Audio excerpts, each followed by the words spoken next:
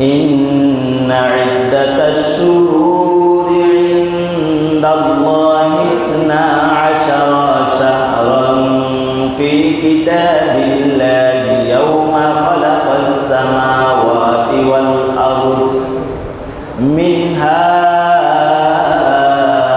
4 حرم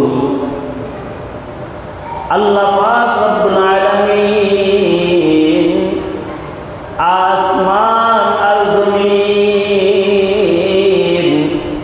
সৃষ্টি করার পরে আল্লাহ পাক রব্বুল আলামিন বান্দা বান্দির জন্য 12টা মাস নিয়োজিত করেছেন। 12টা মাস আল্লাহ তাআলা আমাদের জন্য লিপিবদ্ধ করে দিয়েছেন, যেন আল্লাহর বান্দার বান্দি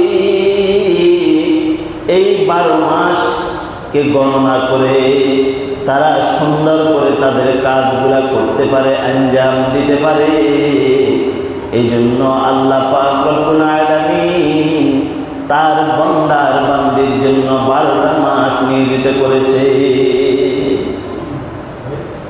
এই 12 মাসের মধ্যে আবার আল্লাহ পাক রব্বুল আলামিন 4টা মাসকে আল্লাহ পাক রব্বুল আলামিন দামি হিসাবে আখ্যায়িত করেছেন।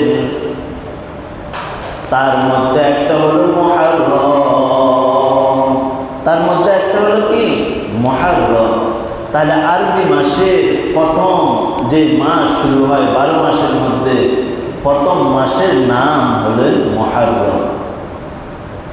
এবার আসি এই মুহররম আরবি যে গণনা শুরু হয়,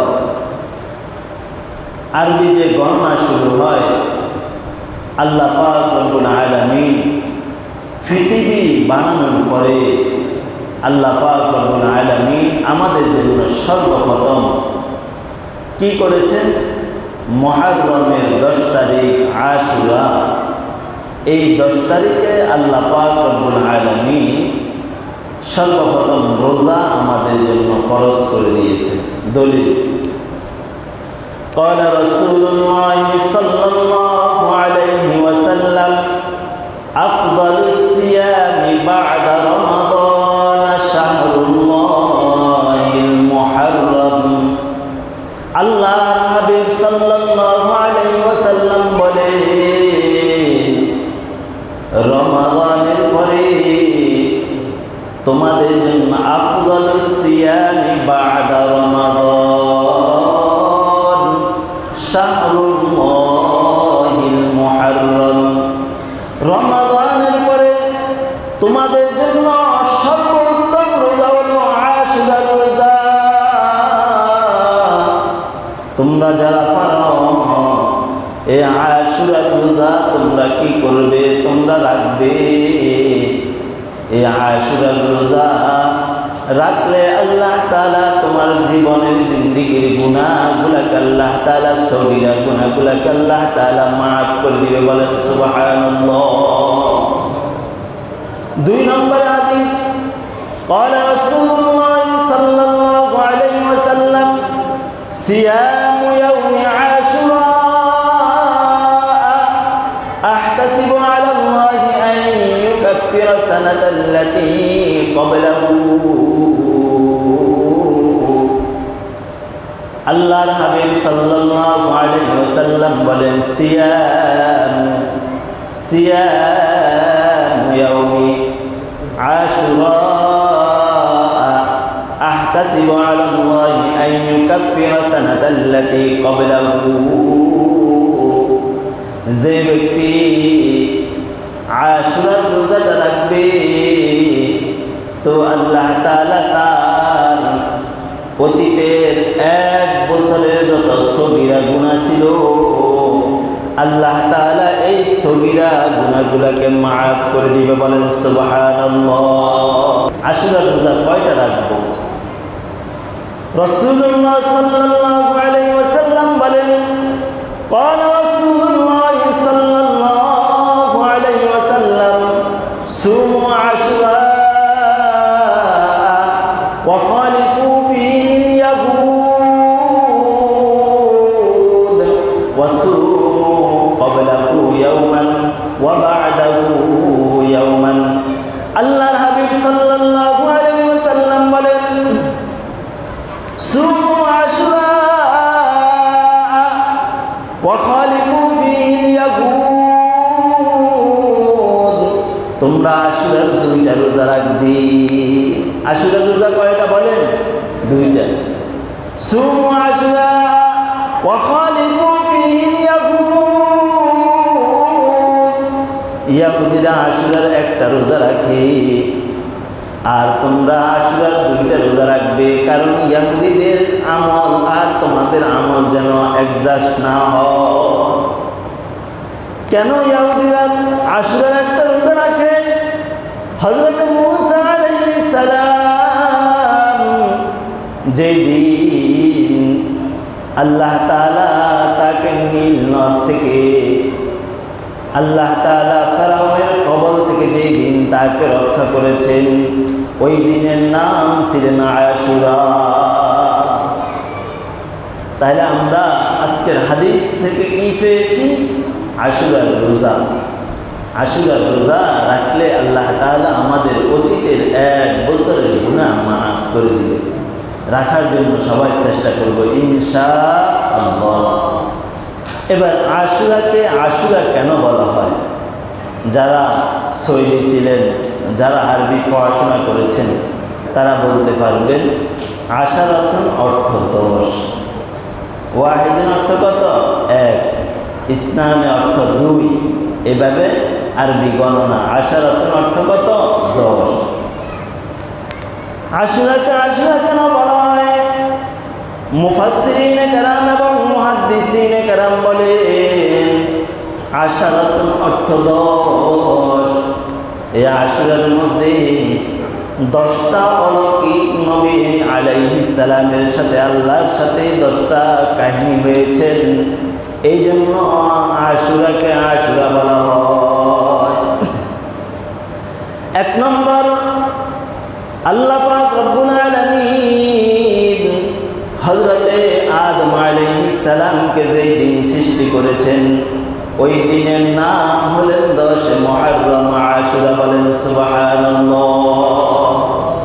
2 নম্বর, আল্লাহ পাক রব্বুল আলামিন হযরতে ইদ্রিস আলাইহিস সালামকে যেই দিন দুনিয়ার জমিন থেকে সরাসরি আল্লাহ তাআলা আসমানে উঠায় নিয়ে গেছেন, ওই দিনের নাম হলেন 10 মুহররম আশুরা। বলেন সুবহানাল্লাহ। 3 নম্বর, আল্লাহ পাক রব্বুল আলামিন হযরতে নূহ আলাইহিস সালামের কিস্তিকে যেই দিন জুদি পাহাড়ের সাথে দীর্ঘ 40 দিন প্লাবন আর বন্যার পরে জুদি পাহাড়ের সাথে যেই দিন থেমেছেন, ওই দিনের নাম হলেন 10 মুহররম আশুরা। বলেন সুবহানাল্লাহ। 4 নম্বর, হযরতে ইব্রাহিম আলাইহিস সালামকে আল্লাহ পাক রব্বুল আলামিন যেই দিন আগুন থেকে রক্ষা করেছেন, ওই দিনের নাম হলেন 10 মুহররম আশুরা। বলেন সুবহানাল্লাহ। 5 নম্বর, আল্লাহ তাআলা হযরতে মূসা আলাইহিস সালামের সাথে যেই দিন তুর পাহাড়ের মধ্যে কথা বলেছেন, কথাবার্তা বলেছেন, সাক্ষাৎ হয়েছেন, ওই দিনের নাম হলেন 10 মুহররম আশুরা। বলেন সুবহানাল্লাহ। 6 নম্বর, আল্লাহ তাআলা হযরত আইয়ুব আলাইহিস সালামকে দীর্ঘ 18 বছর পরে যেই দিন সুস্থ করেছেন, ওই দিনের নাম হলেন না আশুরা। বলেন সুবহানাল্লাহ। 7 নম্বর, আল্লাহ তাআলা হযরতে ইউনূস আলাইহিস সালামকে যেই দিন মাছের পেট থেকে রক্ষা করেছেন, ওই দিনের নাম হলেন আশুরা। বলেন সুবহানাল্লাহ। 8 নম্বর, আল্লাহ তাআলা হযরতে মূসা আলাইহিস সালামকে যেই দিন নীল নদ থেকে ফেরাউনের হাত থেকে রক্ষা করেছেন, ওই দিনের নাম হলেন আশুরা। বলেন সুবহানাল্লাহ। 9 নম্বর, আল্লাহ তাআলা হযরত দাউদ আলাইহিস সালামকে যেই দিন রাজত্ব দান করেছেন, যেই দিন দাউদ আলাইহিস সালাম রাজত্ব পেয়েছেন, ওই দিনের নাম হলেন 10 মুহররম আশুরা। বলেন সুবহানাল্লাহ। 10 নম্বর আশুরাকে আশুরা কেন বলা হয়? 10 নম্বর হারানো সন্তান হযরত ইউসুফ আলাইহিস সালামকে যেই দিন তার বাবা ইয়াকুব আলাইহিস সালাম পেয়েছেন, ওই দিনের নাম হলেন 10 মুহররম আশুরা। বলেন সুবহানাল্লাহ। তাহলে আশুরাকে আশুরা কেন বলা হয়? আমরা এটা পেয়েছি। এবার আসি শুরু থেকে, হযরত আদম আলাইহিস সালাম থেকে আল্লাহ তাআলা যখন হযরত আদম আলাইহিস সালামকে যেই দিন সৃষ্টি করেছেন, ওই দিনের নাম হলেন 10 মুহররম আশুরা। আল্লাহ পাক রব্বুল আলামিন সর্বপ্রথম আদম আলাইহিস সালামকে সৃষ্টি করার আগে সমস্ত ফেরেশতাদেরকে একসাথে জমাট করলেন এবং আল্লাহ তাআলা যত জিনিস পৃথিবীর মধ্যে মানুষের আগে সৃষ্টি করেছেন, সব জিনিসকে ওই জায়গার মধ্যে আল্লাহ তাআলা উপস্থিত করেছেন। উপস্থিত করে আল্লাহ তাআলা সূরা সদ এই 71 নম্বর আয়াত থেকে এবার আল্লাহ তাআলা আমাদেরকে জানায় দেয়। আল্লাহ তাআলা ফেরেশতাদেরকে বলে, হে ফেরেশতারা শোনো, إذ قال ربك للملائكة إني خالق بشرا من طين إذ قال ربك আল্লাহ তাআলা বলেন, ঈদ ক্বালা রাব্বুকা, তোমার রব বলতেছে, ফেরেশতাদেরকে বলতেছে, লিল মালাইকা, হে ফেরেশতারা, ইন্নী খালিকুম বাশারাম মিন তিন, হে ফেরেশতারা, আমি পৃথিবীর মধ্যে মাটির মানুষ সৃষ্টি করব। হে ফেরেশতারা, তোমরা কি বলো? আমি পৃথিবীর মধ্যে মাটির মানুষ বানাইতেছি। তারপর আল্লাহ তাআলা সূরা সাদের 72 নম্বর আয়াতের মধ্যে বলেন, ফাইজা সাওয়াইতুহু ফানাফাখতু ফীহি মির রূহি ফাকাউ লাহু সাজিদিন। আল্লাহ এবার আদম আলাইহিস সালামকে বানাইছেন। বানানোর পরে আদম আলাইহিস সালামের মধ্যে রূহ দিয়েছেন, মাটি দ্বারা আদম আলাইহিস সালামকে বানাইছেন। বানানোর পরে আদম আলাইহিস সালামের মির রূহি, আদম আলাইহিস সালামের মধ্যে রূহ দান করেছেন। আদম আলাইহিস সালাম কথাবার্তা বলতে পারেন, চলাফেরা করতে পারেন। এবার আল্লাহ বলেন, ফাকাউ লাহু সাজিদিন, হে ফেরেশতারা, আদমকে সিজদা করো। ফেরেশতাদেরকে কি বলছে? হে ফেরেশতারা, তোমরা আদমকে সিজদা করো। তারপর আল্লাহ তাআলা বলেন, ফাসাজাদাল মালাইকাতু কুল্লুহুম আজমাউন। মালাইকা অর্থ ফেরেশতারা, সমস্ত ফেরেশতারা এবার কি করলেন? কুল্লুহুম আজমাউন, জমাট হলেন, একসাথে উপস্থিত হলেন।